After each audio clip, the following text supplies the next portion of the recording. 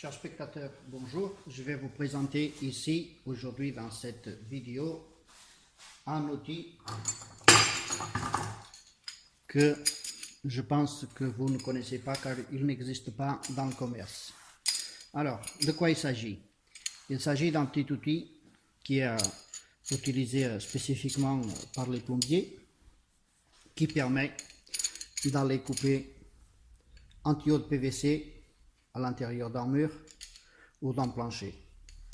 Donc c'est un petit outil que j'ai fabriqué il y a quelque temps, et aujourd'hui là j'en ai un petit, et je vais vous expliquer comment faire comment l'assembler. C'est tout simple, parce que bientôt j'ai un travail à faire et j'ai besoin d'un outil un peu plus long que celui-là, et donc je vais en fabriquer un, sachant que cet outil qui fait environ 30 cm, on a besoin de mettre notre main ici pour avoir une stabilité, donc il ne va pas aussi loin que la longueur de l'outil. Il faut diviser à peu près par 2 la longueur de cette tige pour avoir une stabilité.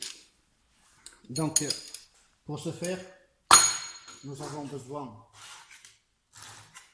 de disques à moller usagés. Nous avons besoin d'un morceau de cuivre de 12 et nous avons besoin d'une tige filetée.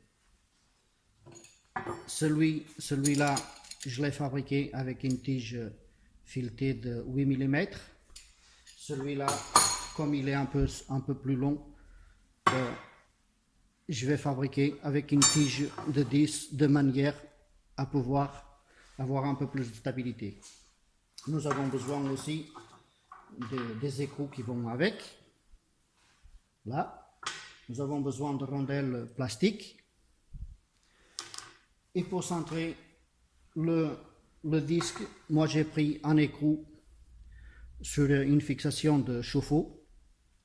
Et puis j'ai limé l'écrou tout autour, tant bien que mal, comme j'ai pu, avec une lime, de manière, et puis je l'ai découpé, l'écrou, de manière à pouvoir centrer plus ou moins mon disque. Donc il y a un demi-millimètre de jeu ou quelque chose comme ça, et on peut voir que ça c'est des disques amelés de 1,6 mm, voire même 2 mm, et donc on voit que ma pièce ne dépasse pas, ce qui permet d'avoir un serrage convenablement du disque. Donc pour l'assemblage c'est tout simple. On prend une tige là, dans ce cas précis, c'est une tige de 10. On insère un écrou. Il est un peu dur, je ne sais pas pourquoi. Voilà.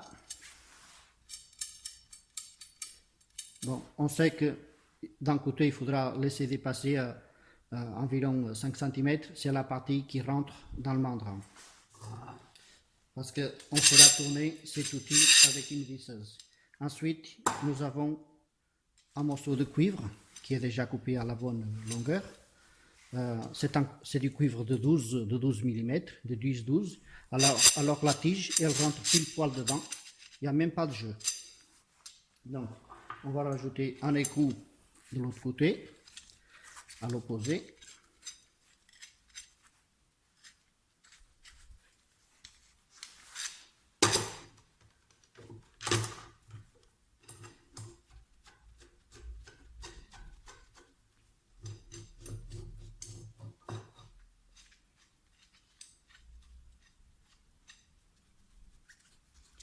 À ce stade, nous avons déjà notre tige filetée.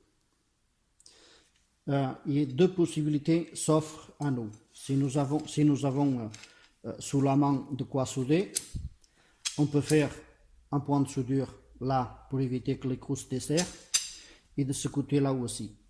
Ici, comme j'ai pas de quoi souder sous la main, je vais mettre des écrous doubles.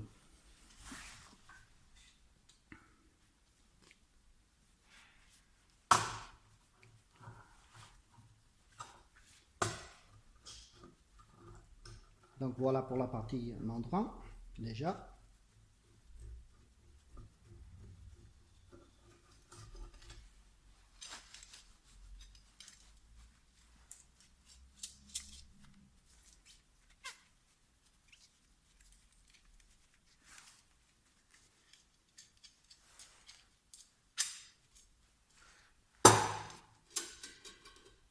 Le tout c'est d'équilibrer de manière à ne pas compresser la barre de cuivre parce qu'il faut qu'elle reste libre afin que la tige tourne à l'intérieur.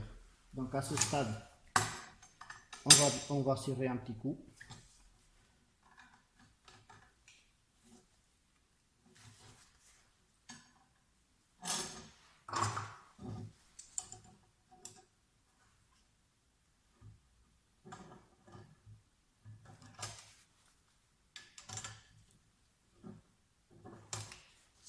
Et voilà pour la partie membrane.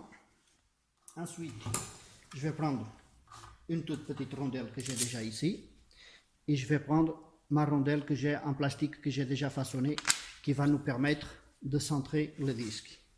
Ensuite, nous avons plusieurs disques et comme j'ai ici un morceau de PVC, je vais prendre un disque qui s'adapte sur le PVC que j'ai. Donc ici j'ai un morceau de PVC pour faire le test et on voit que celui-là il passe à l'intérieur. On va donc faire avec celui-ci. Donc j'insère mon disque là.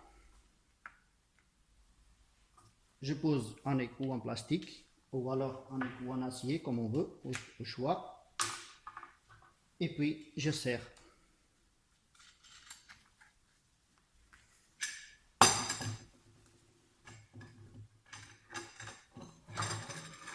Alors un petit coup de serrage.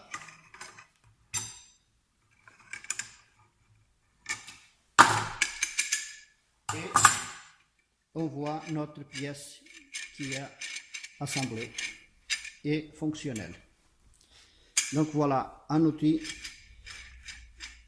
qui nous rend bien service à nous les plombiers et que c'est introuvable dans le commerce. Donc, tant qu'à faire, je vais vous faire une démonstration. On voit donc ici un PVC que j'ai mis à l'étau. C'est du PVC de 110. On va supposer que ce PVC là est à l'intérieur d'un mur ou d'un sol et puis qu'il est cassé là quelque part et qu'il faut le couper pour pouvoir repartir. Bien évidemment, si nous avons un mur, il est impossible de venir scier sur le côté parce qu'une scie ne passera pas vu qu'il y a un mur. Donc la seule solution que j'ai trouvée avec une visseuse et avec cet outil, de venir le rentrer à l'intérieur et puis couper le PVC par l'intérieur. Je rappelle quand même que le disque est ajustable à volonté. Si nous n'avons pas de disque de petite taille, il suffit de prendre une cisaille à placo par exemple, une cisaille à acier, et puis de cisailler le disque tout autour. Même si la coupe n'est pas très régulière, ça n'empêche pas de couper en PVC.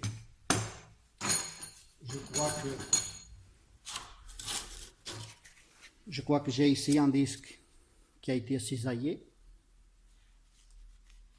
Donc il n'est pas très régulier, mais ça n'empêche pas qu'il coupera pareil. Donc on va faire alors l'essai. On met notre pièce dedans.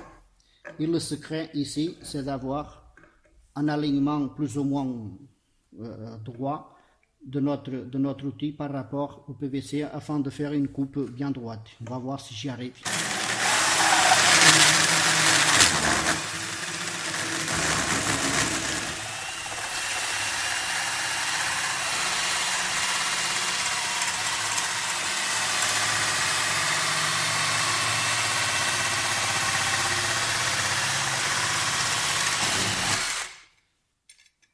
Bon, voilà le résultat.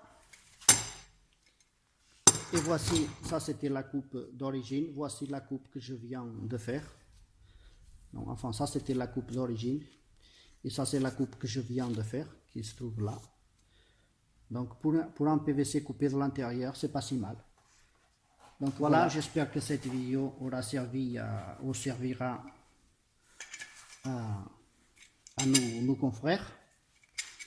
J'espère que vous serez nombreux à fabriquer votre propre outil parce qu'il rend vraiment service. Il m'a déjà évité d'avoir à faire des trous dans les sols ou dans les murs, des fois pour reprendre des PVC. Et donc voilà, n'oubliez pas de liker la vidéo si vous avez aimé et de vous abonner à ma chaîne. Merci d'avoir suivi et à bientôt.